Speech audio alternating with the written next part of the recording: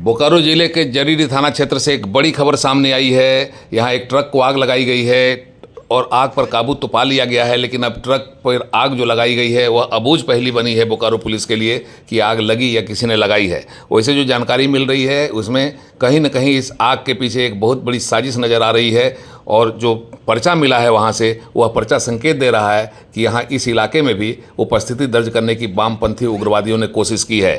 PLFI के नाम पर एक पर्चा छोड़ा गया है जिसमें 5 करोड़ रुपए की दंडराशि की मांग की गई है और नहीं देने पर इस तरह की धमकी दी गई है कि जान माल की क्षति होगी और उसकी कंपनी जिम्मेवार होगी।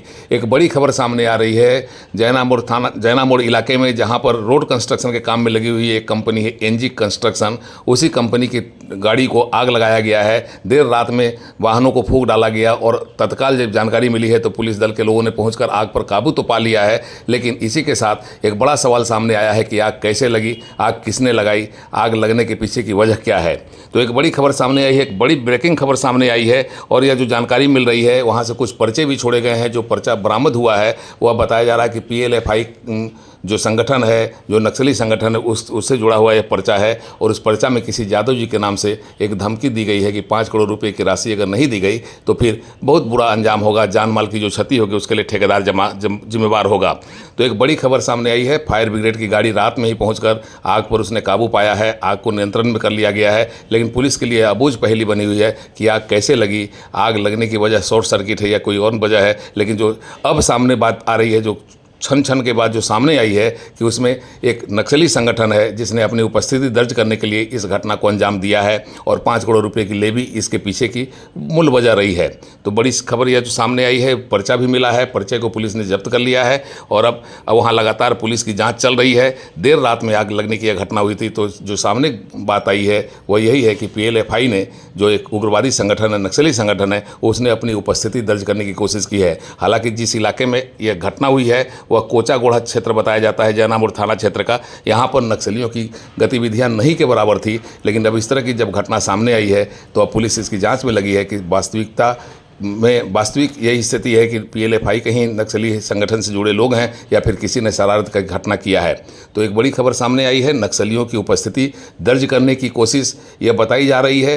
अभी यह पता नहीं चला है कि सही मायने में नक्सलियों ने ही अपनी उपस्थिति दर्ज करने की कोशिश की है, फिर किसी ने शरारतपूर्ण घटना की है उस कंपनी को डराने और धमकाने के लिए, जो रोड कंस्ट्रक्शन के काम में लगी हुई है।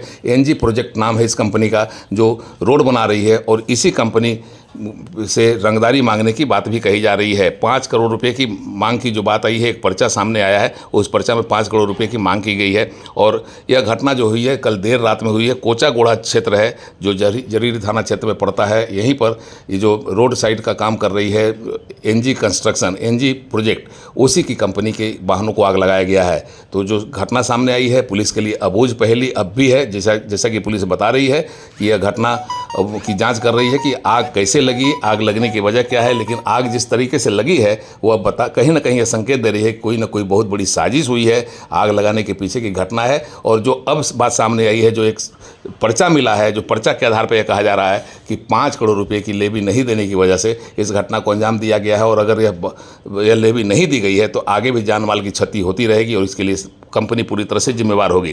किसी यादव जी के नाम से यह पर्चा छोड़ा गया है। तो एक बड़ी खबर सामने आई है जैना मोड़ इलाके में, जहां पर रोड कंस्ट्रक्शन का काम चल रहा है, NG कंस्ट्रक्शन कर रही है, उसके वाहनों को आग लगाया गया है। जरीरी थाना क्षेत्र का यह मामला है और अब पुलिस इस पूरे मामले की जांच में जुटी हुई है।